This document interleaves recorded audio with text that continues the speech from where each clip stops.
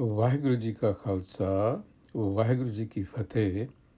Welcome to this first segment of Coach Gurbani's a-sabad-a-day program. We begin with a consideration of the opening verse. It has become standard practice for Sikhs to refer to this statement as the Mool Mantar, or root teaching, even though we find no scriptural basis to do so. But it has become a habit, so we will just follow this convention for the sake of convention. It is also called a Mangalacharan, again, a matter of habit and convention. And that is really, we are not going to get into that discussion. But the fact of the matter is that the Mool Mantar, so-called, is received as the essence of Guru Nanak's teachings by Sikhs. It is believed that it is from this Mool Mantar that the Sikh creed and the Sikh way of life proceeds. It is our belief that the entire Sri Guru Granth Sahib Ji is an elaboration and an amplification of this Mool Mantar, and it teaches the Sikh how to cultivate the awareness that is necessary to experience and internalize the reality described by Guru Nanak Dev Ji in the Mool Mantar, and to be guided by its truth.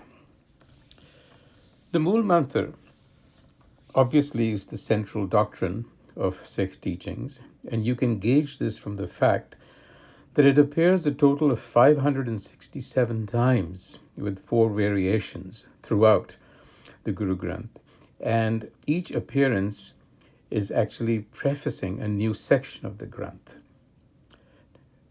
Now, we also must be wary of any attempts to translate it into English, although that is exactly what we are doing. But we should be aware that any English translation will invariably fall short because there are really no English equivalents that can capture the historical, the cultural, and the philosophical nuances of the words in the Mool Mantar. In making the attempt here, we remain mindful that the English rendering is at best an approximation. The Mool Mantar is Guru Nanak's personal testimony of his direct intuitive experience of the mystical truth. It consists of the alphanumeric Ik Oankar, which is Guru Nanak's innovative symbolic representation of ultimate reality, followed by a string of declarative affirmations about the nature of this reality. The Mool Mantar is a striking example of Guru Nanak's genius, the innovation of an alphanumeric logo to capture the rich and complex nature of a paradoxical but non-dual reality, his use of conventional terms and breathing new life into them, and above all, his literary ability to capture so broad and ineffable a subject with a Twitter-like brevity.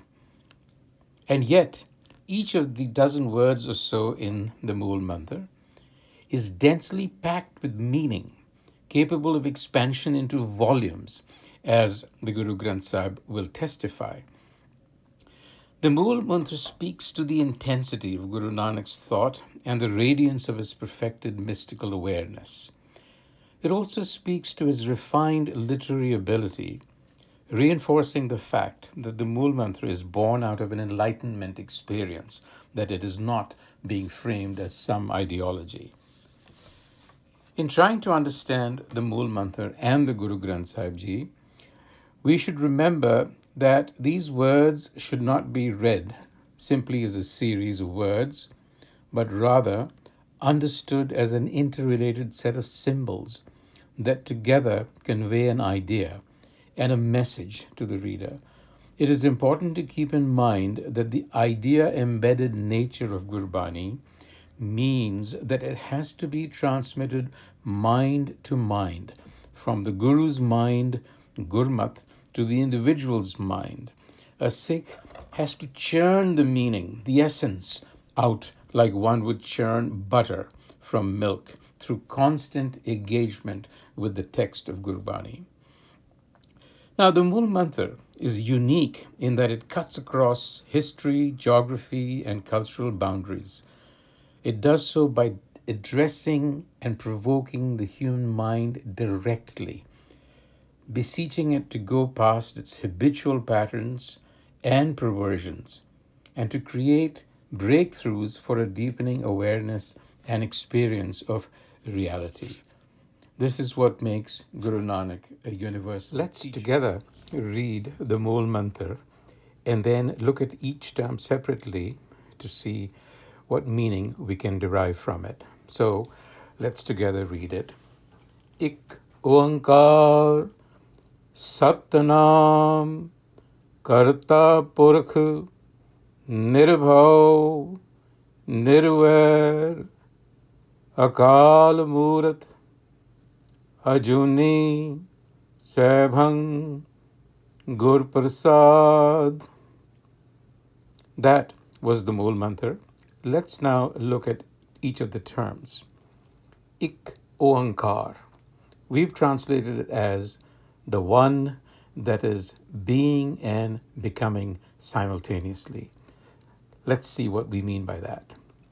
So Ik Oankar is Guru Nanak's unique and innovative alphanumeric symbol that represents the oneness of reality, both as a signifier, a noun for the Supreme Being, and its relationship to creation. The Ik in the Ik Oankar represents the one absolute being, not the numeral one. And it is used to signify an unconditional reality that is singular, without a second, not relative to anything. It is a metaphysical unity, self-referential and pure consciousness. The sound Ong, which is represented by the letter Ura and placed after Ik, has long been treated as a sacred syllable that represents the primal sound of creation, Om or Om. But in the Indian tradition, it has also come to represent a whole host of popular triads, as well as Trinity of gods. And so here we have a good, perfect example of Guru Nanak taking an existing concept and giving it a radically new meaning.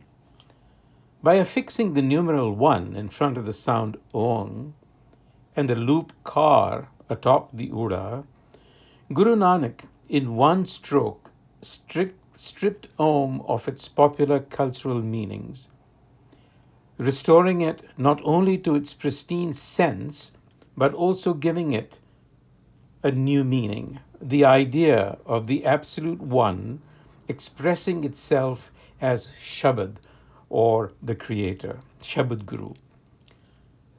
The open loop that we see, the flourish above the letter Ura, is pronounced Kar. Although it's not part of the Gurmukhi alphabet, it signifies both activity or work, and it also signifies that which has form. So Oankar turns out to be the infinite or endless, in Punjabi Ikras, active and creative principle of the one Supreme Being. This creative principle creates, sustains, controls, and also experiences its own creation. In short, the transcendent and the immanent are one entity. There is no duality, and that is what we mean by being and becoming. The Supreme Being is unchanging, beyond form, transcendent, but it is also ceaselessly expressing itself through Shabad, or the word. Next is Satnam. We've translated Sat as the eternal truth. Nam, we've translated it as the nameless truth, or the truth that cannot be named. In the Guru Granth Sahib, the words Sat and Nam have been used in various forms, separately as well as together, to form a compound word. The word Sat has multiple connotations. It denotes the truth, but it also signifies existence and the quality of being sacred. Thus, we can take Sat to mean the truth of Ik Oankar. Nam is a central doctrine in Guru Granth Sahib, appearing over 5,000 times. But it comes wrapped in manifold layers of meaning, of usage, and nuance that cuts across linguistics, philosophy, and mystical symbolism, and this may not be the place to go into it in too much detail, but a brief introduction is attempted here. A fuller treatment will be found in the glossary section of the Khoj Gurbani website. But also bear in mind that as we proceed on our journey and churn the meaning out of the Guru Granth Sahib Ji, Nam will gradually reveal its meaning to us. For now, let's quickly touch on this concept. Nam literally means name and is of Sanskrit etymology. In Indic thought, everything is a conjunct of name and form, nama rupa. A name represents the essence or spirit of the thing named. But in this case, the thing being named, the one absolute supreme being, is formless and cannot be identified with any form. Therefore, it cannot be given a particular name. But it permeates all creation at the same time and is therefore in everything, not as form, but as essence. Hence, it's called Nam. When put together with Sat, it becomes Satnam, which is the true essence of all existence, the universal spirit. Nam in the sixth scripture has been used variously and in different contexts as the highest good, a living system, the organizing principle, the life force, the mysterious whole of which we are a part, the numinous presence behind all phenomena, the creative expression or the motivation of Ik Oankar, divine knowledge, the revelation as consciousness, and even as a practice. Karta. Karta is the manifestation of the Ik as a cosmic doer. The word Karta itself means doer and comes from the root to cut, signifying the capacity to differentiate or separate. In the Mool Mantar, it is used to denote the one as the creator or creative principle that brings the universe into existence out of itself. Nam, which we considered above, passes naturally into the manifest state as Karta. Purakh signifies person, but when we use it to describe Ik Oankar or divine, it signifies a cosmic personality that permeates everything and provides life force. Now, the use of the word personality for Ik Oankar should not mislead us into believing that Ik Oankar is a person. Here the term signifies cosmic consciousness that permeates everything. For Guru Nanak, Ik Oankar is Purakh in the sense that it is homogenized in its own creation, like butter is homogenized in milk. Nirbhau and Nirvair, we will take these words together in the interest of time. Nirbhau means without fear, arising spontaneously. Nirvair, without opposition, harmoniously. So, Nir means without, Bhau means fear, and Vair means enmity. Thus, Nirbhau translates as without fear, and Nirvair translates as without enmity or malice.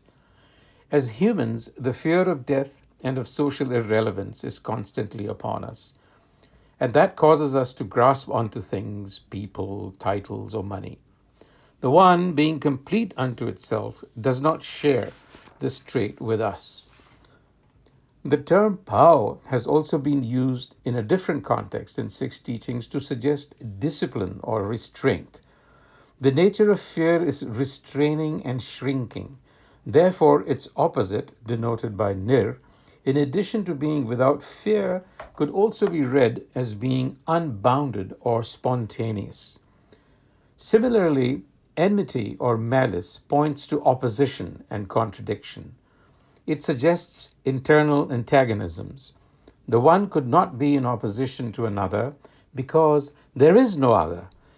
Nirvair could therefore also suggest harmony. Thus, the one, apart from being without fear and malice, is also simultaneously spontaneous and harmonious. Akal Murath. Akal means timeless, yet it is Murath, embodied. It is timeless, yet embodied. The word Kal connotes both time and death in Gurbani, and there is a correspondence between the two. Akal means outside of time, and Murath means form. God is not subject to time, which is another way of saying that God is not terrestrial or subject to the degradation inherent in three-dimensional space. So it is a form outside time and thus constitutes the archetypal form of all things. It is the archetype. Ajuni, Sebhang. Again, the words taken together to correlate them. Ajuni means unborn, that is not born of a womb. Yoni. It is unborn, but Sebhang, at the same time self-existent, self-evident, self-organizing. So to be unborn is to be uncaused or self-caused. In this case, Sebhang is commonly translated as self-existent. Another perspective, though, could be that Sebhang also means breaking up or corrupting oneself from the word pang, which means to corrupt or spoil. Sebhang, from this perspective, could suggest that creation is breaking the one into the diverse. And the last term, Gur Prasad, Gur, the principle of enlightened knowledge.